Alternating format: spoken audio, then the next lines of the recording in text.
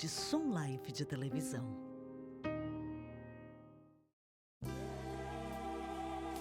Bem-vindo a um estudo na palavra, uma série de estudos bíblicos focalizados na cruz de Cristo.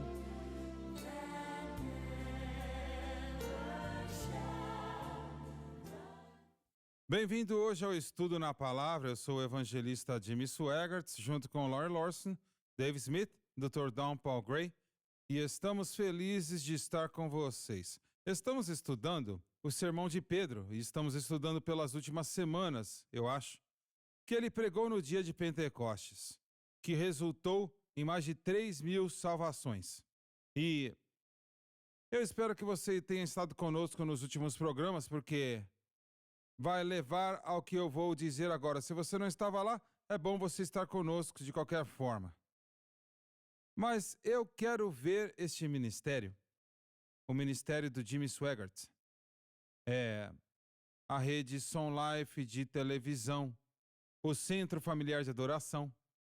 Eu quero ver o Espírito Santo se movendo através deste ministério, através das ondas de televisão em todo o mundo. Porque o poder convincente do Espírito Santo, se ele se move, as pessoas serão salvas em todo o mundo. E eles vão entregar os corações para Cristo conforme o Espírito Santo se move. E é isto que eu quero ver. E eu sou agradecido por uma pessoa que entregar o coração para Cristo. Mas eu creio que o Espírito Santo quer ver milhares trazidos ao conhecimento de Jesus Cristo. Eu não estou lá ainda. E eu agradeço a Deus pelo que Ele está fazendo. O Senhor me disse, não menospreze o que eu estou fazendo agora. E Ele especificamente me disse isto. Mas isto não chega nem perto daquilo que eu creio que Ele vai fazer. E eu sei que não está nem perto do que Ele pode fazer. Eu sei disto, se as pessoas crerem nele. O poder convincente do Espírito Santo. Estas palavras, quando eles ouviram, compungiram-se em seu coração. E eles fizeram a pergunta: o que devemos fazer para sermos salvos? Foi como o carcereiro de Filipe: o que eu devo fazer para ser salvo? Então havia um poder de convicção do Espírito Santo que eles estavam estendendo e buscando a Deus, respondendo à mensagem que havia sido pregada e exemplificado por Paulo e Silas. Nós temos pessoas que ligam no telefone: o que eu preciso fazer para ser salvo? Repetidamente. Sim. Nas maratonas bíblicas, certo. No programa da Francis. É isto que o Espírito Santo pode fazer, pregando a mensagem deste livro. Você não pode mudar a mensagem ou o método, ou então você vai perder tudo. Mas são muitas pessoas que estão sendo trazidas às igrejas e são doutrinadas por outra coisa, que não é o evangelho, certo? E é crido que, por osmoses, em outras palavras, eles ficam junto com pessoas que alguém acha que é salva, então isto vai passar para eles. Olha, aquele método antigo, que eu creio que começou bem aqui no dia de Pentecostes, do Espírito de Deus ungindo um pregador para pregar. Não importa quem ele é, eu não estou falando de uma capacidade oratória, eu estou falando do poder de Deus, movendo certo. Através de um pregador. Certo. E pregando a palavra, como ele prega a palavra. E o Espírito Santo então lida com as pessoas, debaixo da voz do pregador, através da televisão, ou um culto da igreja, ou seja o que for. Agora, eu não estou falando mal das pessoas, para levar as pessoas numa salinha a orar por elas. Eu não faço isso aqui. Se eles quiserem fazer, é problema deles.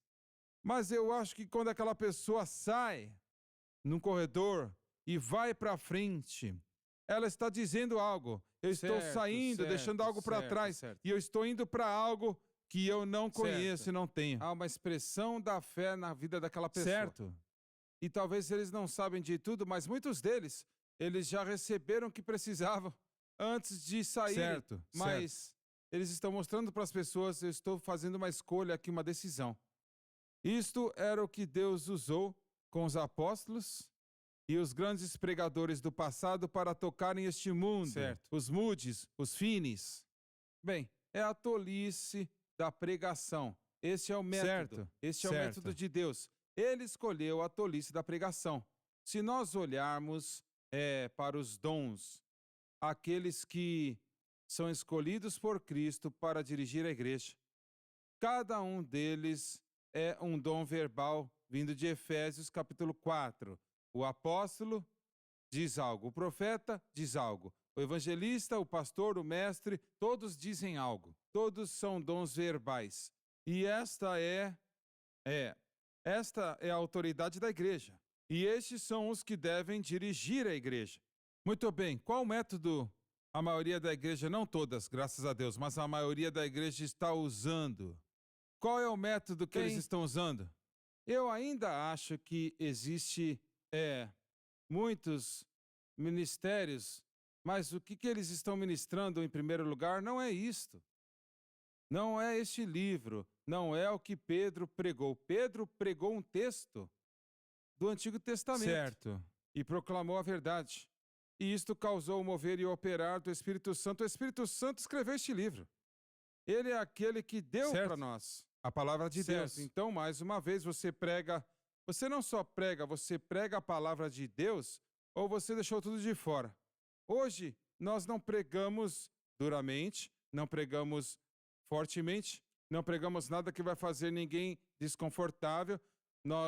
Você não prega o que o irmãozinho pregou no domingo à noite sobre o inferno. Você não faz isso. Não. Você está brincando? Sabe?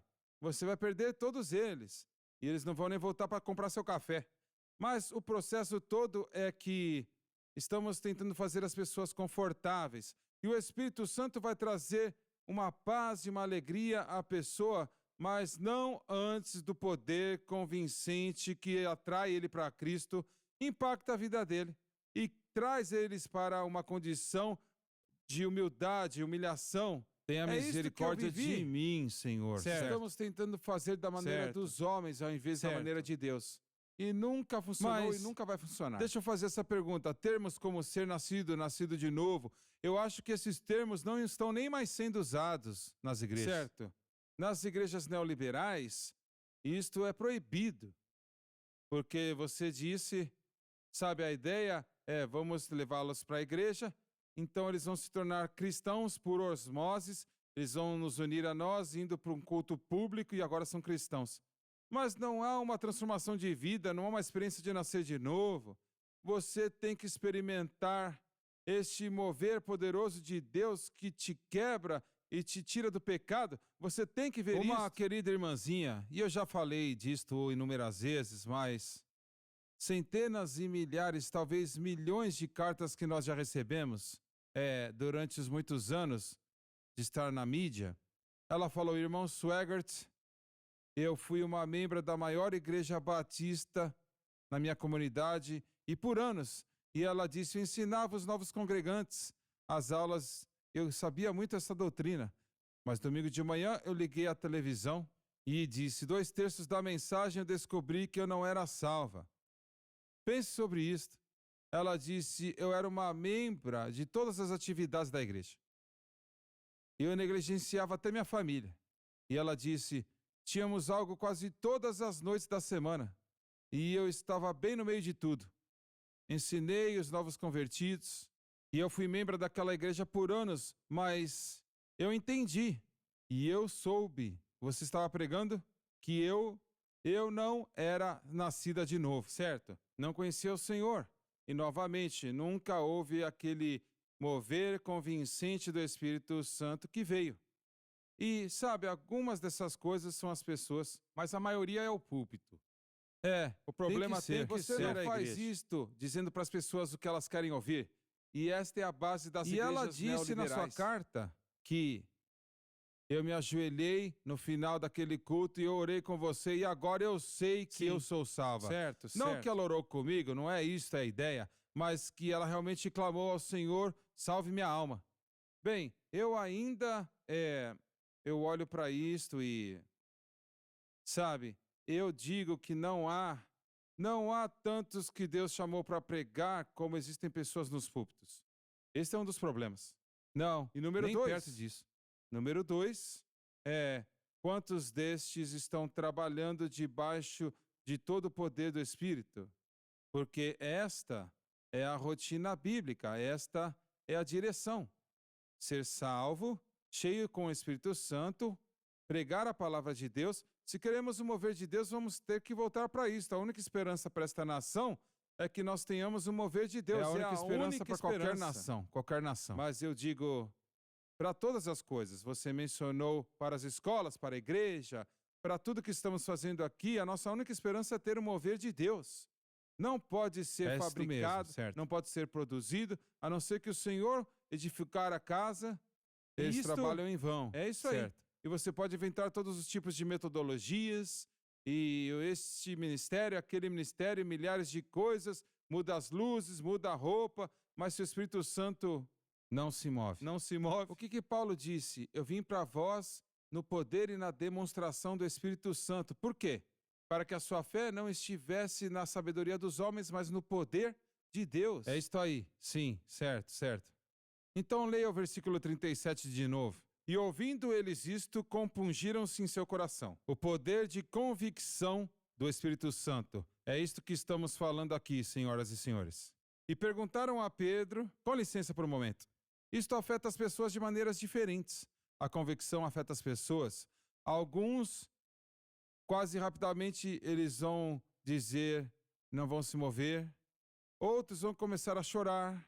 E alguns vão começar a soluçar incontrolavelmente, porque o Espírito de Deus começa a lidar com eles, da maneira que eles respondem ao Espírito Santo. Eu já vi pessoas que não tinham emoção alguma, mas ainda assim Deus estava falando com eles. E eu já vi outros, mas eu acho que mais do que não, chorando, conforme o Espírito Santo convence. Não que você tem que chorar para ser salvo, não.